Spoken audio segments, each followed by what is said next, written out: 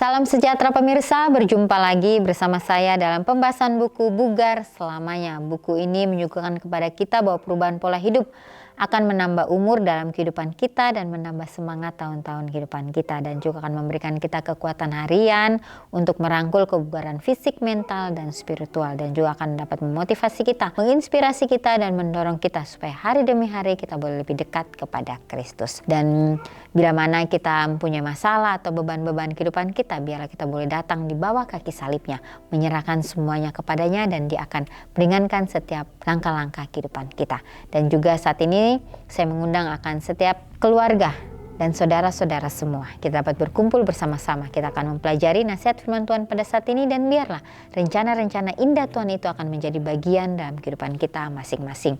Kita akan masuk ke dalam judulnya, yaitu terima kasih Yesus atas rasa sakit ini. Ayatnya terdapat di dalam 1 Petrus 4 ayat 13. Sebaliknya bersukacitalah sesuai dengan bagian yang kamu dapat dalam penderitaan Kristus, supaya kamu juga boleh bergembira dan bersukacita pada waktu Ia menyatakan kemuliaannya. Saat itu Sabat pagi, saya sedang berjalan bolak-balik di ujung kolam di pusat terapi di Salt Springs. Saya pergi ke sana untuk mendapatkan kelegaan dari rasa sakit rematik yang melumpuhkan yang saya alami. Karena kompresi, saraf, dan nyeri hebat yang terjadi saat itu membebani tulang belakang saya. Di dalam air merupakan satu-satunya tempat saya bisa berolahraga. Saya merindukan saat-saat damai sendirian bersama Tuhan. Namun, ketegangan pagi itu dihancurkan oleh seorang pasien bernama Linda, yang sedang mencaci maki staf karena pintu yang dibanting pada malam hari membuatnya tetap terjaga. Tanggapan pertama saya adalah rasa kesal yang tidak sabar. Bagaimana dia bisa begitu tidak peka? Adalah hampir mustahil untuk mencegah pintu dibanting saat angin gurun bertiup kencang. Terutama ketika pasien seperti saya menggunakan kruk. Lalu saya menyadari bahwa pintu saya adalah salah satu yang dibanting angin. Saat saya pergi keluar dari kamar, saya belum siap menghadapi hembusan angin, dan sebelum saya menyadari apa yang terjadi, pintu itu sudah tertutup rapat. Saya tidak dapat menahannya. Meskipun demikian, saya merasa dikesankan untuk pergi dan meminta maaf. Jadi saya keluar dari kolam dan berjalan tertati-tati menuju pintu rumah Linda dengan kruk saya. Linda, pintu saya adalah salah satu pintu yang dibanting tadi malam. Saya minta maaf. Saat saya menatap matanya, saya bisa melihat air mata mulai terbentuk, dan saya tahu saya sedang berbicara dengan seorang wanita yang merasa tidak dicintai. Anda tahu, Linda, kata saya, Tuhan mengasihi Anda. Linda meninggalkan pusat terapi tersebut pada hari itu. Namun sebelum berangkat, dia menerima sebuah panduan pelajaran Alkitab tentang kasih Tuhan dari kitab Yohanes. Saya mampu untuk menjangkau Linda karena saya juga kesakitan. Jadi nasihat firman Tuhan yang luar biasa pada saat ini. Di mana ada seorang yang sedang mengikuti terapi. Dia masuk di pusat terapi, dan saat itu orang ini pergi untuk mendapatkan kelegaan dari rasa sakit rematik yang melumpuhkan dirinya. Karena kompresi saraf dan nyeri hebat yang terjadi pada saat itu membebani tulang belakangnya. Dan pada saat ia berada dalam air, inilah merupakan satu-satunya tempat dia bisa berolahraga. Jadi pada saat dia sedang berada di dalam air, kemudian di sini juga dia merindukan saat-saat damai sendirian bersama Tuhan. Tapi ketenangan pagi itu dihancurkan oleh seorang pasien bernama Linda yang sedang mencaci maki staf karena pintu yang dibanting pada malam hari, sehingga membuatnya tetap terjaga. Jadi tanggapan pertama saya adalah rasa kesal yang tidak sabar. Bagaimana dia bisa begitu tidak peka? Adalah hampir mustahil untuk mencegah pintu dibanting saat angin gurun bertiup kencang. Jadi terutama ketika pasien seperti saya menggunakan kruk. Lalu saya menyadari bahwa pintu saya adalah salah satu yang dibanting angin. Jadi saat dia keluar dari kamar, dia ini belum siap menghadapi hembusan angin, dan sebelum dia menyadari apa yang terjadi, pintu itu sudah tertutup rapat. Jadi orang ini tidak dapat menahannya. Meskipun demikian, orang ini yang mengikuti terapi ini merasa dikesankan untuk pergi meminta maaf kepada Linda. Jadi pada saat dia berendam dan keluar dari kolam, kemudian dia berjalan tertati-tati menuju pintu rumah Linda dengan kruknya. Kemudian dia memanggil Linda, pintu saya adalah salah satu pintu yang dibanting tadi malam. Saya minta maaf. Saat saya menatap matanya Linda, saya bisa melihat air mata mulai terbentuk. Dan saya tahu saya sedang berbicara dengan seorang wanita yang merasa tidak dicintai. Ya, dan juga orang ini mengatakan kepada Linda bahwa Tuhan mengasihi Anda. Ya, jadi dia memberikan kekuatan kepada Linda walaupun dia menahan akan rasa sakit yang luar biasa.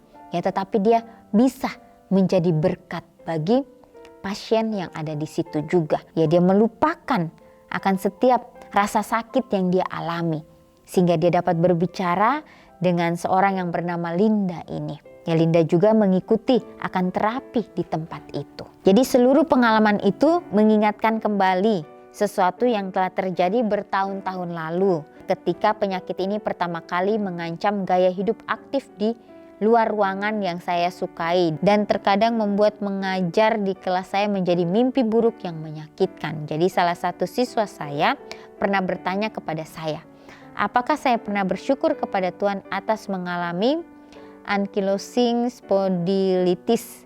Saya bertanya-tanya, ada apa dengan siswa itu dan memikirkan apakah dia akan lulus di kelas saya. Saya tersenyum.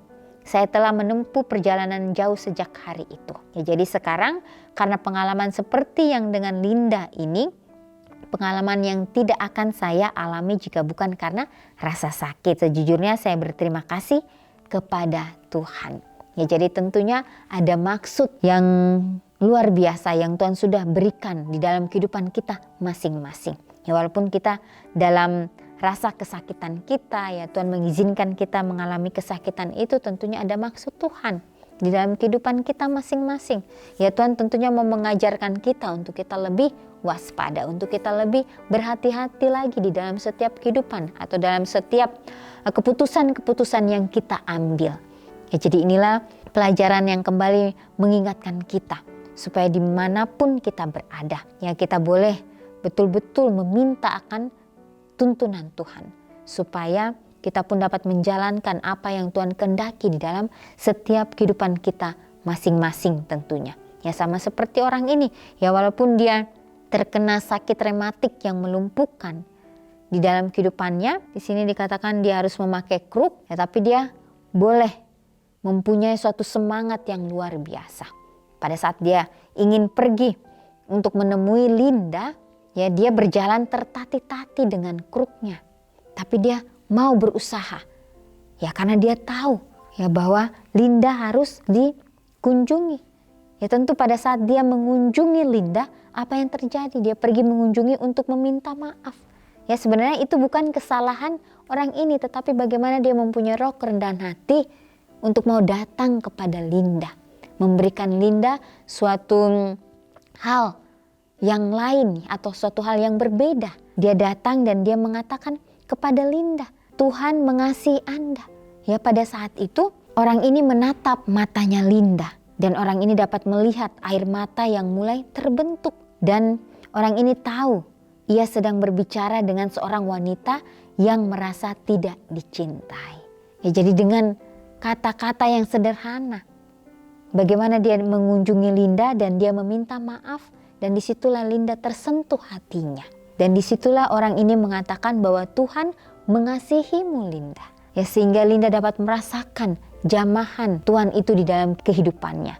Dan pada saat itu juga ya Linda meninggalkan pusat terapi tersebut. Ya namun sebelum berangkat ya Linda ini sudah menerima sebuah paduan pelajaran Alkitab tentang kasih Tuhan dari kitab Yohanes. Ya, jadi orang ini mampu untuk menjangkau Linda. Karena dia tahu, dia juga merasakan akan kesakitan itu. Di dalam kesakitannya dia dapat menjangkau orang yang merasakan kesakitan juga. Tapi bagaimana dia dapat memberikan pengharapan ya bahwa Tuhan tidak akan pernah meninggalkannya.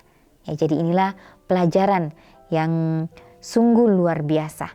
Ya, dan juga pada saat orang ini dia mengajar ya murid-muridnya, di sini dikatakan ketika penyakit ini pertama kali mengancam gaya hidup aktif di luar ruangan yang saya sukai dan terkadang membuat mengajar di kelas saya menjadi mimpi buruk yang menyakitkan. Jadi salah satu siswanya ini pernah bertanya kepadanya, Ya, apakah saya pernah bersyukur kepada Tuhan atas penyakit yang dialami? Ya, saya bertanya-tanya ada apa dengan siswa itu dan memikirkan apakah dia akan lulus di kelas saya. Kemudian saya tersenyum, saya telah menempuh perjalanan jauh sejak hari itu. Ya, sekarang karena pengalaman seperti yang dengan Linda ini, pengalaman yang tidak akan saya alami jika bukan karena rasa sakit. Ya, sejujurnya saya berterima kasih kepada Tuhan. Ya, jadi orang ini di dalam penyakit yang dia alami, dia tetap bersyukur. Ya, walaupun dia tidak sanggup menahan rasa sakit itu, tapi bagaimana dia mau bersyukur dengan semuanya itu. Karena dari situlah dia dapat menjadi penolong bagi sesama. Bisakah Anda dengan jujur mengatakan, terima kasih Tuhan atas rasa sakit saya? Ya, apakah kita bisa mengucap syukur pada saat kita mengalami suatu sakit yang luar biasa atau kesulitan di dalam kehidupan kita? Ya, biarlah ini dapat menjadi suatu pelajaran yang berguna bagi masing-masing kita. Biarlah kita juga mau mengambil bagian di dalam setiap apapun yang Tuhan kehendaki dalam kehidupan kita. Ya, kalau kita mengingat kembali perjalanan Yesus pada saat dia berada di dunia, bagaimana dia dapat melayani sesama, menyerahkan kehidupan sepenuhnya kepada Tuhan. Karena dia tahu bahwa inilah yang harus dia lakukan. Karena dia tahu dia mempunyai misi untuk menyelamatkan akan umat manusia. Biarlah dalam apapun yang kita lakukan, kita boleh terus memandang hanya kepada Tuhan saja, yang akan memberikan kita kesanggupan, yang akan memberikan kita kekuatan untuk terus menjalani kehidupan kita hari demi hari. Inilah nasihat firman Tuhan pada saat ini. Biarlah ini dapat menjadi berkat bagi masing-masing kita. Setiap komitmen demi komitmen yang kita sudah ambil, kita doakan itu dalam kehidupan kita, dan biarlah kita dapat mempraktekkan dalam kehidupan kita setiap harinya, sehingga dimanapun kita berada, kita boleh menjadi berkat.